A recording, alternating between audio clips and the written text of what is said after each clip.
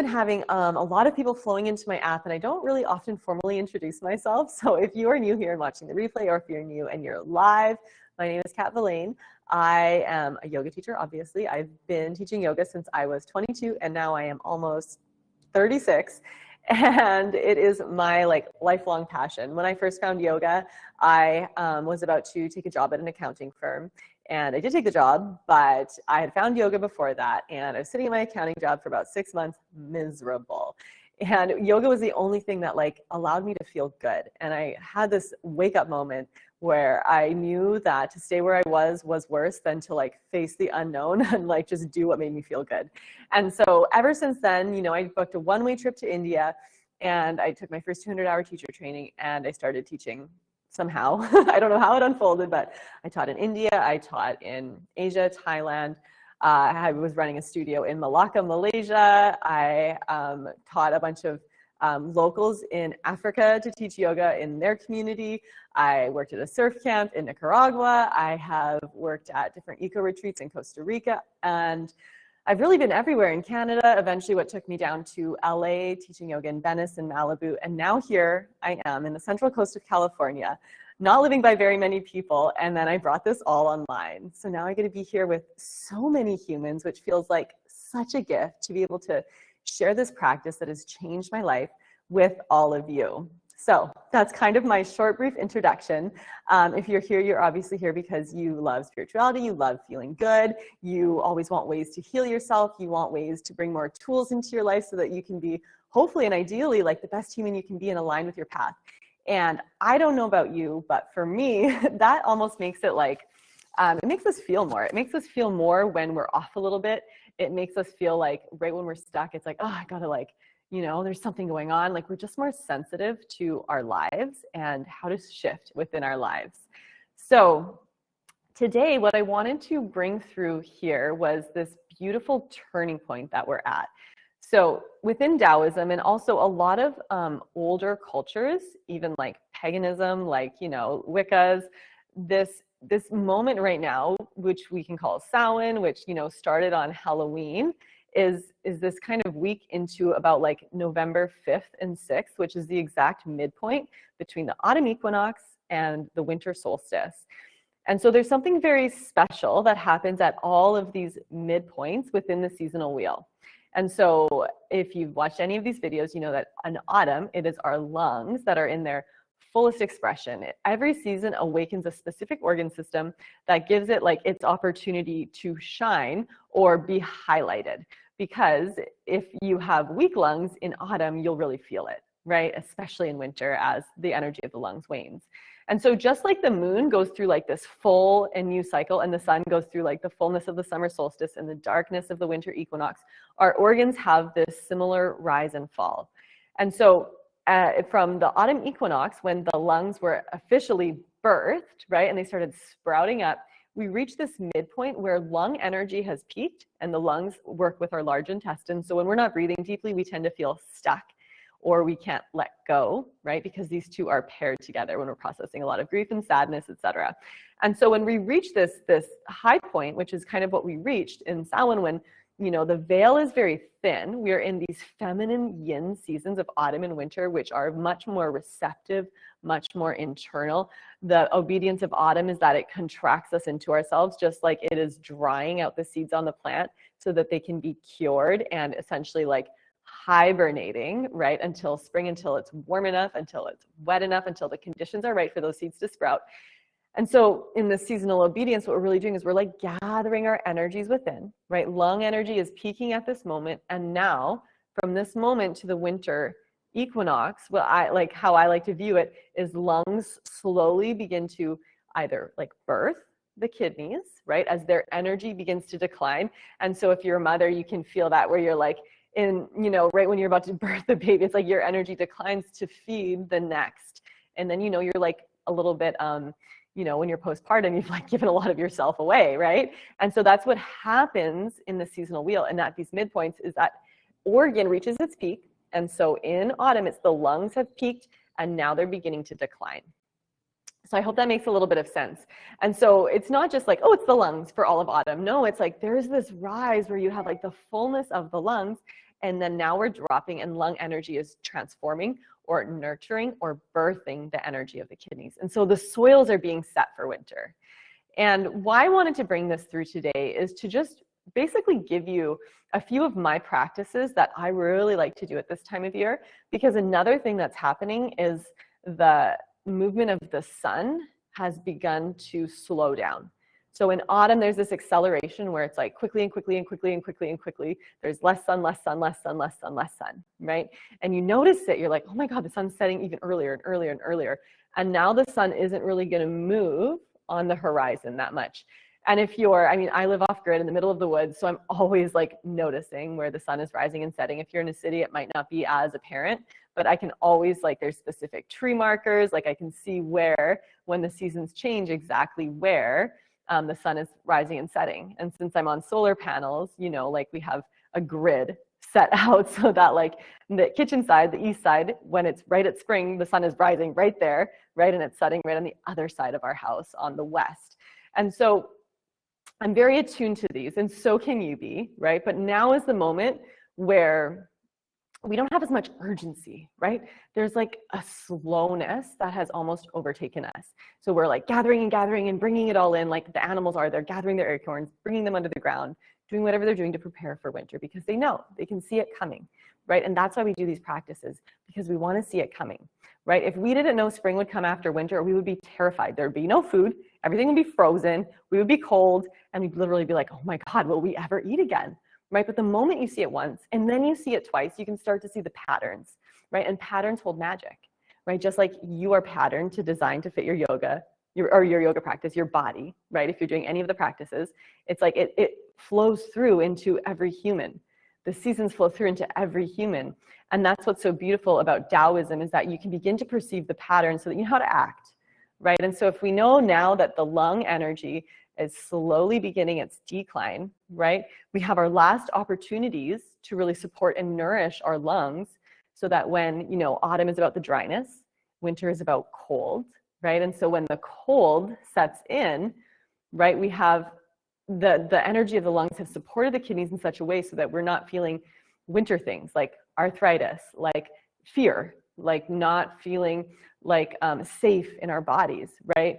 Getting a little bit neurotic if we're stuck inside and we like don't know what to do with ourselves, right? And that's what autumn is doing, is it's preparing you for the descent. And so as everything's contracting you into yourself, right, it is so that you can drop, which is the element of winter is water, down into your depths. And so a kidney dialogue or kidney orientation or being oriented towards winter is all about understanding ancestry, right? It's understanding bones. It's understanding water.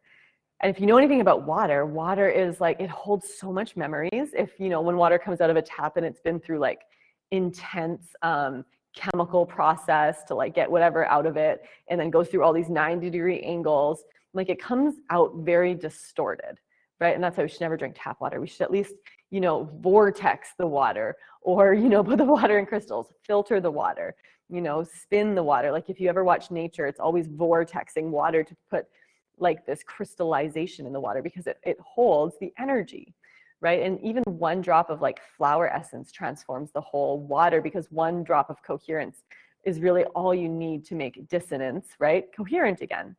And so that's why, like, when we find coherence in our body, it's like the whole entire world realigns for us. When only a few of us are coherent in a room, it's just like we're organizing the field. And so when we're preparing for this shift into the kidneys, what we're really wanting to do is, how can I, for the last moments, support my lungs so that when winter descends, you know, if winter descends and you get like incredible chest colds or like respiratory issues, we know that the lungs were not supported the way they needed to be supported.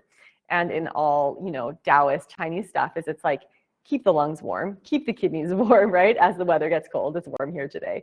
But, you know, like, keep yourself warm, do the breathwork practices, right? Things that I really like to use in autumn are the things of autumn that are like drying out. So if you go into the forest, it's like the pine needles or the cypress or the cedar or eucalyptus, you know, when it's like hot and dry and it's like squeezing out, like that's the best time to distill. If you're a distiller, like the aromatics to make essential oils and hydrosols is on a dry, hot day, because it's literally squeezing those aromatic pockets out. And so the tree oils are great to use in autumn to support the lungs, right? Our nose is connected to our lungs. And so I don't know, I've always like recommend, a lot of people ask me, but I'm going to say here is a salt pipe, right? And so it's just like a pipe. You can buy it from like any organic store, a grocery store, put like rock salt in it, and you can add essential oils to it. Yarrow oil is incredible for the lungs. And so we really get to ask ourselves for this last moment, how do we support the lungs? And so as the lungs birth the kidneys, it is so that when we go into winter, we have the ability to access the depths of our being, to really understand our conditioning, our ancestry, what was imprinted upon us as a child with the first circumstances that were set around us. Like when we go into winter and we have these calls in winter, it's going to be such a different dialogue. It's going to be a dialogue about like, okay, what are we actually clearing from the field? Because our bones, just like water, hold the memory of our whole entire genetic line, right? And that's why we'll tend to repeat patterns that we perceived in our parents, because they tended to repeat other patterns too. And so in winter, we get to hone in our practices of really seeing it, right? Observing ourselves, sitting in meditation, truly understanding, like, is this what I want for myself? Or did someone tell me to do this, right? And so there's ways that society tells us to do things. There's ways that, like, you know, we are kind of put inside of this box. I had a really good example. This is the only political thing I'll say today. Yesterday, a woman saw my daughter, and we were leaving our organic health food store, and she's like, I really needed to tell you this, but there's like a little voting sticker outside of the ballot box that said, I'm a future voter, and you could give it to your daughter. And I was just like, no, thank you, I'm good. And so there's so many ways that we are like told to fit inside of this box and programmed from a very young age to participate in the way things are, rather than thinking of how things could be. And so the same thing is happening in winter in your body. Rather than thinking, oh, this is how things are, it's like, is this how I want things to be? And if this isn't what I truly want for myself, because winter invokes the soul, right? It's the watery depths. It is when your soul really gets to, you know, you get to have a conversation of like, what is my soul actually here for, right? And all of that only comes through when you do winter right, which is rest, which is recovery, which is resetting your bones, right? Literally in the practice, utilizing props, support, knowing how to allow your muscles to unwind, because your muscles are your habits and your conditioning. And so in winter, the whole narrative is, can you go inside? Can you close your eyes? Can you learn about yourself? Can you take time away from the modern day world? We're not meant to work 8 hours a day in winter. That's why we get sick, right? That's why we come into spring without even having visions for ourselves. Because if you do winter right, when you come into spring, it should be evolutionary. You should get out and be like, oh my God, this is actually where I want to head. And it's going to look so different than last year, right? It should be completely different. And if it's not, what happened in winter? Were you doing the seasonal game right? And so this time of the year is a really good time to really start to assess. And this is why, you know, the Day of the Dead, the Day of the Ancestors, Halloween, Samhain, like all of these festivals of speaking with spirits was at this time of year, because you're literally calling in the other dimensions, the ethereal world, if you will, or, you know, things that might not be really substantial to our physical body, but that our soul knows, that our body can feel, right? You know, beyond this dimension of the material world. Because when this veil thins in winter, when this whole material world is going to sleep, right? When everything goes below the soil, there's a whole other world that's activated, right? It's the darkness, it's the moon, it's the lunacy, it's the subconscious, it's, you know, the spirit world. It is really understanding where you came from and asking yourself, is it where I want to go, right? Because you can take beautiful things with you that you love and that you want to recreate, but then there's other things that in order to move the wheel of time, you have to let go of, right? And that's what evolution is. It's letting go of the things that are not going to move the wheel of time in a way that is going to serve you, your personal vision, and also the universal vision of where's humanity headed, right? And so, you know, there's so many examples of this in the world of like, you know, first we traded like physical things, and then it was like, okay, now there's gold, like let's define this as like a number and start trading, and then it's cash, and then it's digital currency like crypto, right? And so this is the evolutionary nature of like something material, tangible, you know, getting a little bit more ethereal and multidimensional, right? Working with just our communities and then becoming a little bit more international and being there, and then being virtual and being able to work. And so we can start to see this wheel of time moving collectively and then within our own lives. And that's what we're preparing for right now, right? We're preparing to go in to re-envision how we want to go out in spring and summer, when the sun is increasing, when more activity is on the planet, when the heat is really allowing you to engage more in your community, and where there's like that spark, that desire to be like, this is what I want for myself. I'm going to run with it. It's the yang seasons, the masculine seasons of like, I'm ready. Like, I'm going to seize the day, right? Because spring and summer are all about the sun and seizing the day, whereas autumn and winter are more about the moon and going within and really becoming more receptive, right, to energies. And this is the dual nature of life, that duality that we're always playing with, right? The light and the dark, the yin and the yang, black and the white, right? And really being able to mediate these polarities within our own body. So many other ways that we can support the lungs. And if you have any questions, make sure you just pop them into the chat. Aside from like oils, aside from, the salt pipe, breathwork practices, right? Breathwork practices are so supportive of the lungs, and also reprogramming the whole upper body. Because how your arms are and how your shoulder is and how your rib cage is literally creating the container for your lung, your left lung and your right lung. And so when we have like big imbalances where like one shoulder's off, and you see like a big depression here, right? You can like look in the mirror to see which lung is bigger. Whichever lung is bigger, your nostril will be bigger too, because it's taking in more air, right? Just to begin to know yourself, to see, oh, this top part of my lung on the right side isn't getting enough air. And this is the side of the world, right? And this is where the depressions sit, right? In the side of the body. And so anywhere we see like these depressions or wrinkles or crinkles or creases or misalignments, it's gonna impact that lung, right? And the right hand, the right lung goes out in the world. The left hand, the left lung is all about the side of the heart and the east and your innocence. And, the first versions you heard of love, whatever that was for you. And so what we're really looking to do is to set the framework of our upper body, right? And so we see a lot of people in this culture slouch forwards, right? Or driving like this and getting a kink in their neck and getting, building up all these muscles on the back, which is really like where the lungs there's no like buoyancy in the lungs in the back. There's too many bones and muscles back there, whereas the lungs, when they're open and available, they're on the front of the body. And so really realigning ourselves, sitting up straight, right, if you aren't already, and taking full deep breaths. Because what happens when this contraction sets in is it actually makes it harder to breathe.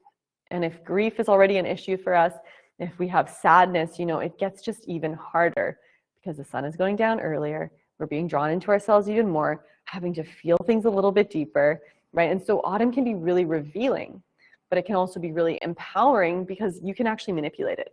You can actually start to take deeper breaths, right now, just by inhaling and expanding all sides of your lungs. And so that's also why I know probably many of you are in the shoulder series that's happening on Sunday, Monday, and Tuesday. But if you haven't signed up for it already, there's 2 more days of the pre-sale pricing up. But what we're going to be doing is like 3 days of handwork, lung work, shoulder work to really set ourselves up for winter. Because when we can come into winter with our practices, if we can come into winter with the skills and the techniques and everything that we've acquired throughout the year, we can really sit with ourselves and have an honest conversation with ourselves.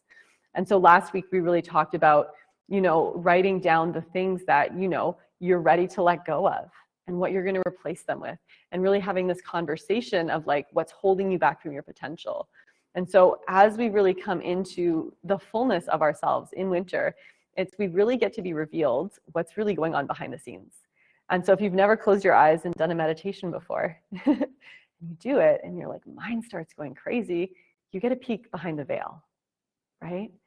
And that's why we really get to start to cultivate today's stillness and silence, even if it's a 5-minute meditation, right? A 5-minute meditation a day to just sit with yourself and go behind the veil and listen to your thoughts.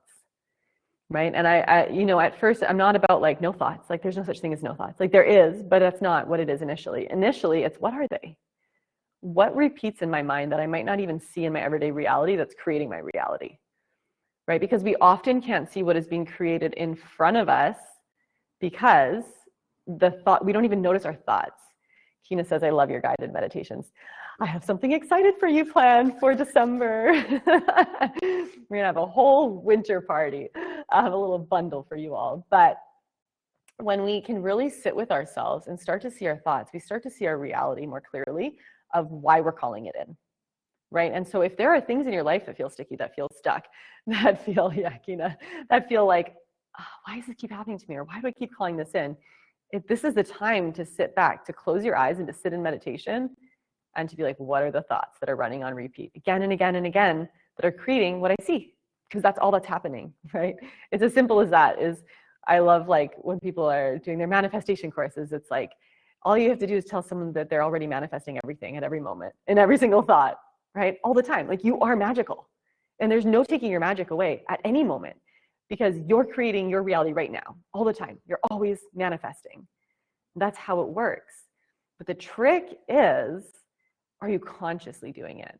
Are you consciously creating what you want? Or is there that little sneaky story in there that's still, letting you like slide out of your potential just slightly? And you're limitless. And you already know what your potential is because your soul knows. It's whatever gets whispered to you at night where you're like, you see someone living whatever they're living and you're like, gosh, how do they do that? It's because it's available and you're seeing it. You would not look at a certain, like there's people you look at and it doesn't do anything for you.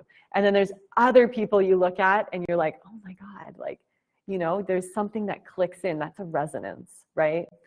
Sherry says definitely unconsciously doing it. We all are unconsciously doing it, and sometimes we're consciously doing it.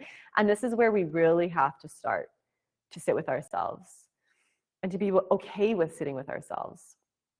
When I think I was 23, and of course I have been living an externally projected reality, like all of us are, right? My whole life. And I was like, someone told me about like this 10-day Vipassana. And I was like, okay, 10-day Vipassana, I'll go sit and meditate for 10 days. Sure, let's go see what it's all about. And you just sat there. And like when I sat with my mind, I was like, whoa, all my mind does is like think about food, think about its next meal, think about when I'm gonna get out of here, like go to that pancake place and like get the food that I just like want to eat right now. And like all the ways the mind is sabotaging your energy, right? All the little stories that it holds. And it's a lot if we've never done that at first. And after sitting and meditating for extensive periods of time, eventually you start to clear all of that. You start to see it and you're like, this is silly. Where did this come from? Society, parents, like, I don't want this anymore. And that's when, right, the moment you bring conscious awareness to it of like, this isn't mine, right? You'll see it sneak into your reality and it will still sneak into your reality, but you get to notice it and be like, oh, that's sweet. Not today, like just holding it in love, but then having a different thought going forward. And so it does take training and it does take skill. And it's not just like, yeah, like just, write it down and burn it in the fire. No, it's like you have to consciously and vigilantly always be aware of what is sliding into your reality, right? And if you desire to hold that, because that thought becomes your reality. And so it's constant vigilance. It's constant attention. If you're lighting a fire, right? You light it and you're like, oh, this is the best fire ever. And you just sit by it and you think that it's over, like that the fire will go forever, that you did it.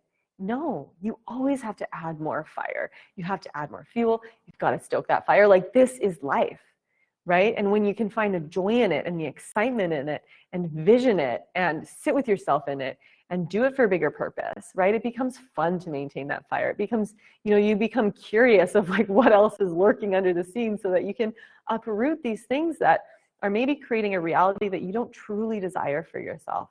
And it's a process, right? And there's no, wrong time to start and there's no deadline to do it in, right? Because it's just, there's no real timeline, so to speak of, except for in this material dimension. And so that's why my favorite quote, right? And I think I've said it so many times, is the moment the journey starts, the end is certain. And so you don't have to worry about figuring it all out along the way, right? It's going to figure itself out because you're showing up for it, because you've said, yeah, I'm going to do this.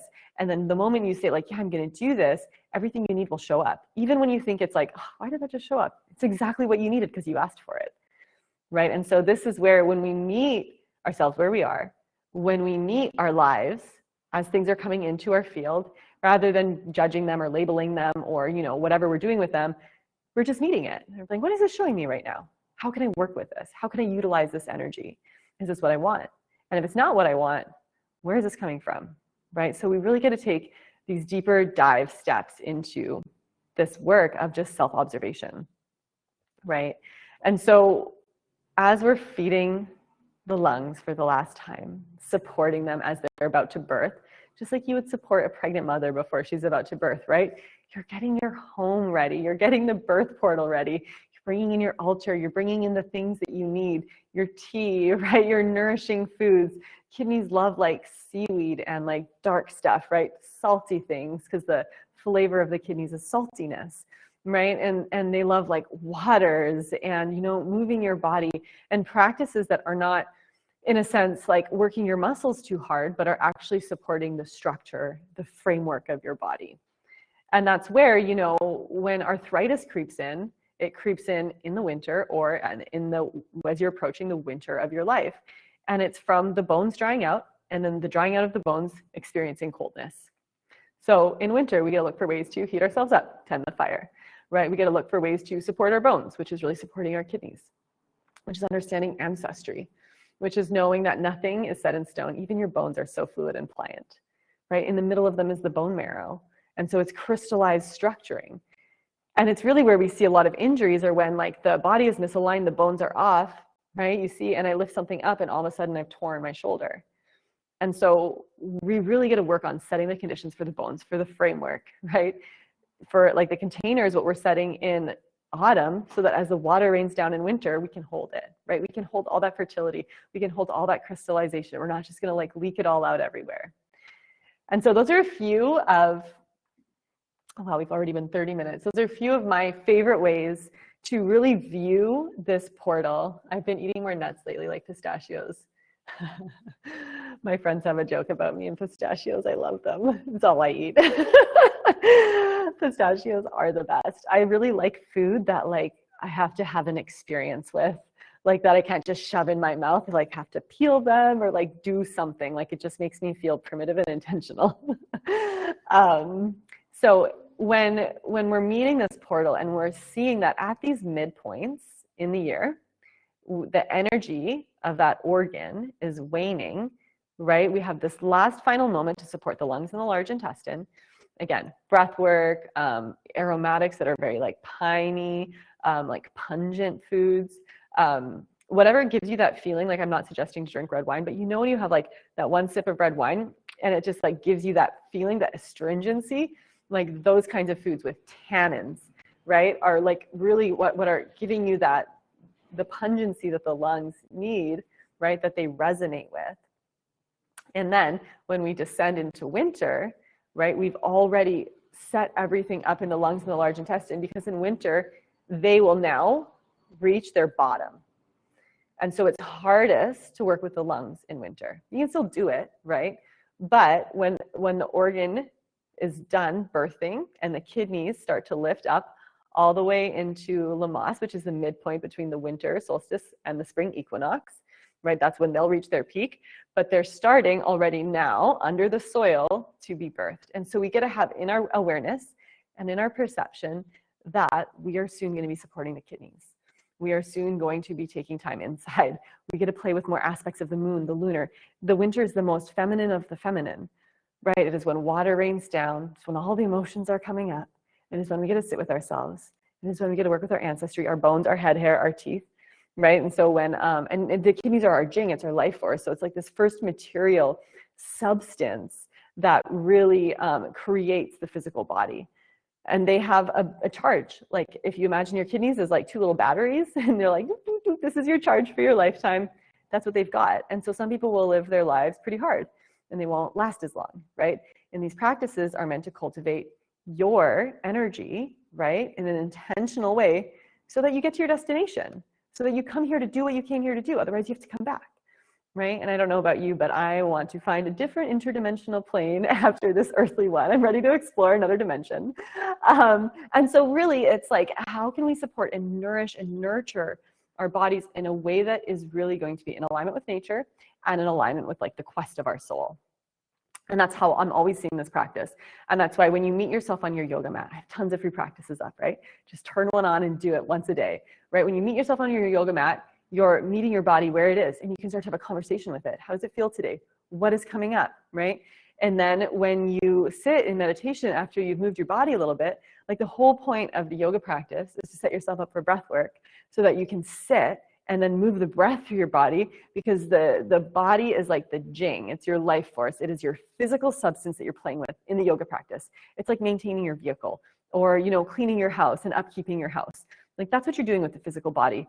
It's not because like we're putting the body on a pedestal.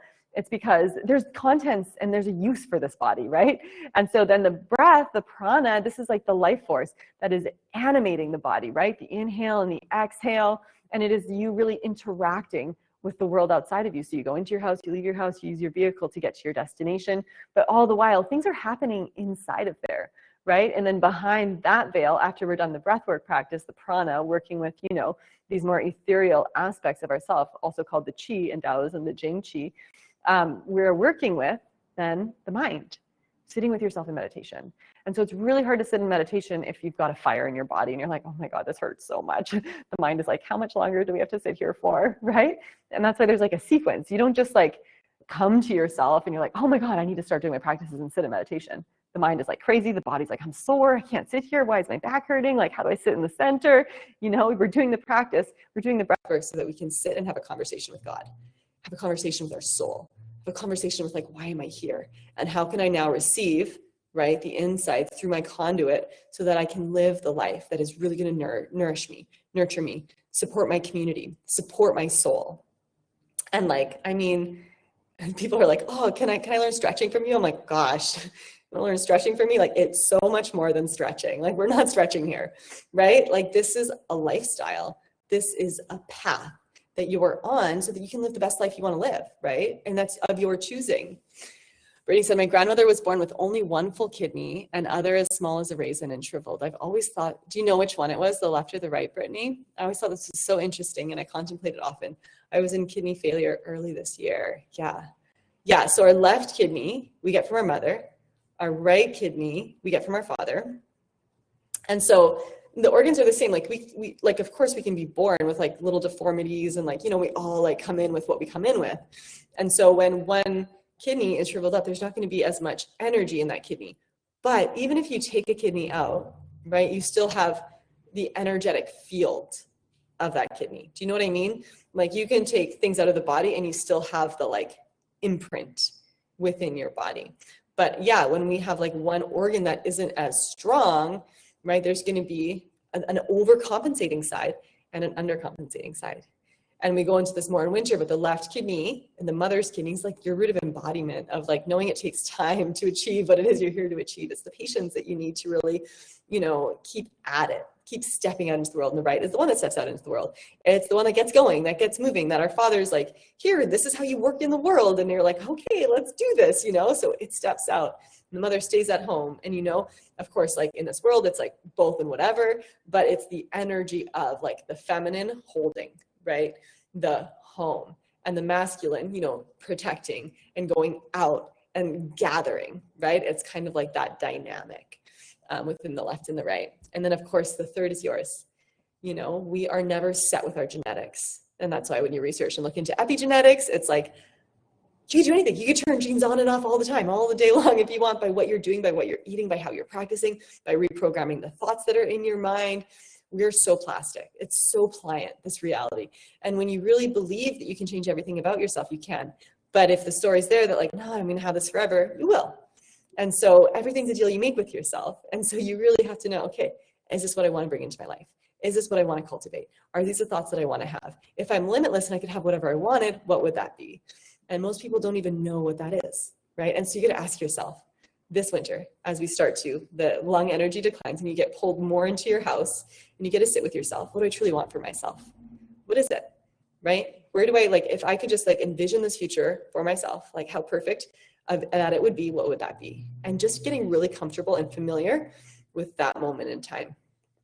Because then you'll start to collapse towards it, right? It's not about walking a line. It is how do you fold that into you? And it's all energy. And so can we keep calibrating our energy to be in the field of what we desire, right? And that the thoughts are a field, right? They are an energy frequency. And that is why we are looking to shift those thoughts so that, again, instead of thinking it's going to take like 20 years to save up to buy the thing, to move to the place, and you're just like counting down the moments, it's like, no, how do I shift my energy now to just allow that to happen so that I can move into the field of magic rather than just like, you know, the material world told me that this is what I have to do to get there. No, you can do anything. And so I think I'm going to leave it at that. Thank you for all of you who came in here. If you have any questions, quickly pop them into the chat. And again, if you haven't joined my shoulder series yet and want to join my shoulder series, it is going to be like, you know, the best time to really participate in the health of the lungs. You're going to have these practices for, you know, they're up in my app. You get invited into the private space. You'll always have them to do. And then the foot mapping, if you haven't been in it, is 50% off. So you can get started on that today if you buy it with the shoulder package, so that you can understand like these deeper maps and metaphors of the body. Because as we move into the winter, we play with the feet more. As we move, like we're going to be playing with the hands on the first one and mapping out our palms of our hands, seeing where that this is reflected in the body and learning about the misalignments in our body. Thank you for always keeping me on the right track. Yeah, it is a gift, right? To be able to be accountable to one another. So otherwise, I will see you next Wednesday. If anything is coming up, again, these calls are for you guys. So, is that part of your membership or extra? The virtual yoga studio is just the practices. So you get 2 yoga practices a month and 2 breathwork practices a month, and then the whole replay library. I think we launched in September, and there's a bunch of bonuses in there. So you get like the salutation bonuses that I just launched this month with the sun and the moon salutations, which are just like so great to do as we're approaching winter. But if you are in the membership, you do get 15% off all of these courses. So Nicole, I think you're in the membership. If you go into the feed, you will have the discount code there. You can just email me and I'll send it to you. So yeah, anyone that's in my virtual yoga studio always gets 15% off these series that we do. Because, you know, I know a lot of you, yeah, join the membership. It's so great. I know a lot of you are wanting to become like yoga practitioners or want more of this information, and I will be in the future, probably very soon, creating like a 200-hour certification online program so that you can deep dive into these practices. So you just keep track, right, of all the work that you've done with me, because that can all be included as hours towards a certification. So yeah, I think that's about it. We are doing the shoulder series on Sunday, Monday, Tuesday at 11 a.m. PST. They're probably 60 to 90 minutes. And inside of the community forum, you can get in there right now and start typing things up of what's going on in your body, so I can weave it into the collective field of what we're going to be playing with. And then the replays will go up right away. So you'll be able to access them even if you can't access them live in my app. I will say out time, I keep leaning into what you taught me, feeling safe on the mat. Yeah, perfect. Okay, everyone, thank you so much for being here. We went a little over today, but yeah, if you have, our time. Yeah. If you have any questions, and if you want these calls to have specific themes or topics, you know, always reach out to me. I'm always like wanting to serve you in the best way that I can in these calls, as more of like a community space for us to have like the conversations that our soul just like wants to have, you know, instead of like the mundane conversations that, you know, are in the regular world. So dreams next, please. Okay. Yes. You know, winter will do a lot of dream stuff. Beautiful. Thank you guys so much. I'll see you next time.